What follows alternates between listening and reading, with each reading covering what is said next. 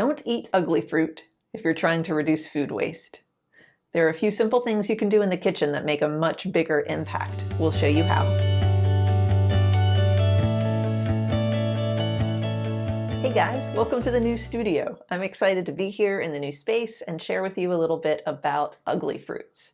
So you've probably seen a lot of these new companies that are selling ugly foods, saying that if you buy them, you can help reduce food waste in America.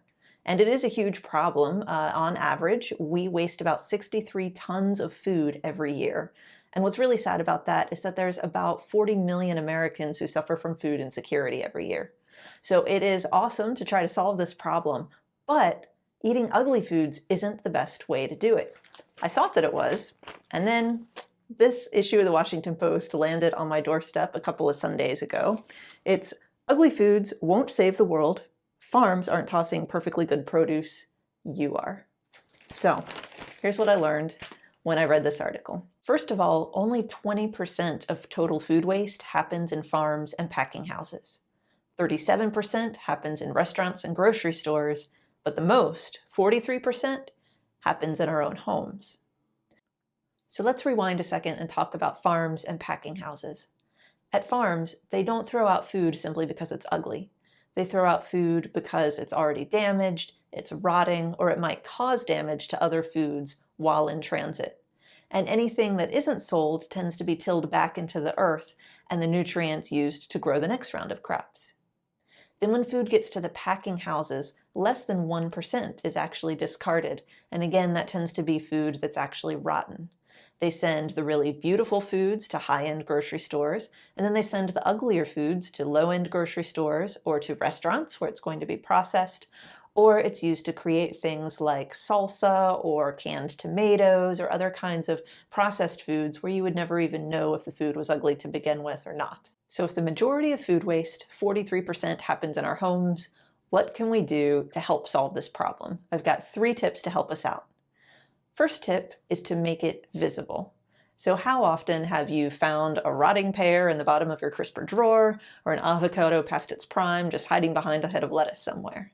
The first thing you can do is make sure that any fresh produce is really easy for you to find and to eat throughout the week.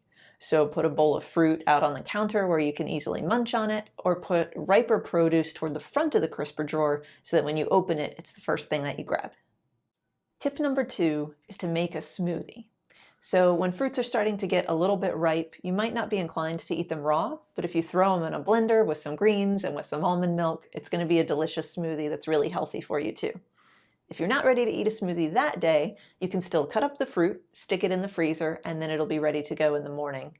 This is also a really good habit to get into with your grocery shopping every week. So when you're about to load the new groceries into the refrigerator, look at the old stuff that's in there. Is there anything that's maybe just getting to be past its prime? Go ahead, chop it up, throw it in the freezer, and you'll have all the ingredients for your smoothies for the next week. Tip number 3, have a go-to stir fry. So this is sort of like for smoothies, you use the fruit. For vegetables, you make a stir fry.